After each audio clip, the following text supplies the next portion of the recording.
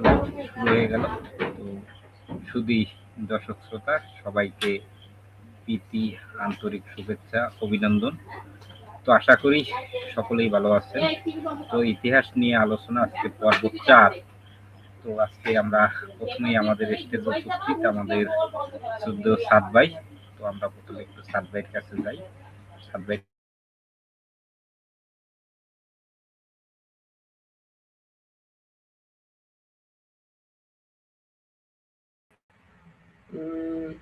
সংগ্রাম ভাই, আমাকে শোনা যাচ্ছে? হ্যালো,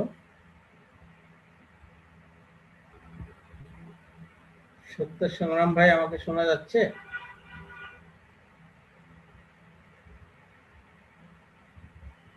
সত্যের সংগ্রাম ভাই, আমাকে শোনা যাচ্ছে?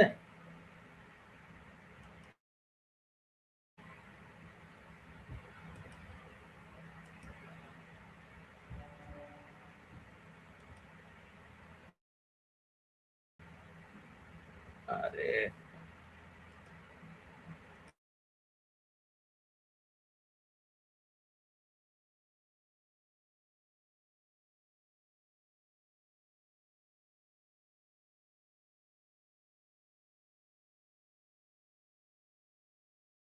ভাই, ও আচ্ছা, থ্যাংক ইউ। মামা যে বলছেন, হ্যাঁ শোনা যাচ্ছে। সবাইকে ধন্যবাদ জানাই যারা শুনছেন এবং যারা কমেন্টে আছেন। আপনারা যারা কমেন্টে আছেন, প্লিজ আপনারা বিশেষ কোন একটা আহ, ঐতিহাসিক বিষয় নিয়ে এখানে কমেন্ট করবেন, যাতে করে আমরা সে বিষয়ে আলোচনা করতে পারি।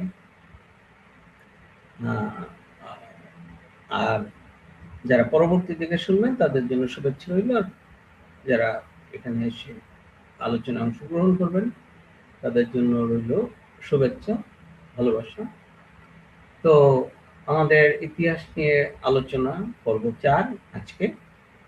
আসলে ইতিহাসের বিষয়টা আমাদের জনসাধারণ খুব কমই জানেন।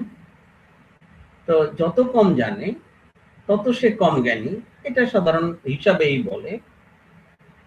তো এখন হ্যাঁ, বিশেষভাবে কেউ জ্ঞানী থাকতে পারে, বিশেষভাবে কোনো একটা বিষয়ের উপরে জ্ঞান থাকতে পারে, তাই বলে সে জ্ঞানী হয় না। কিন্তু ইতিহাসের বিষয়টা তার মাথায় থাকলে অনেকেই তাকে জ্ঞানী বলে।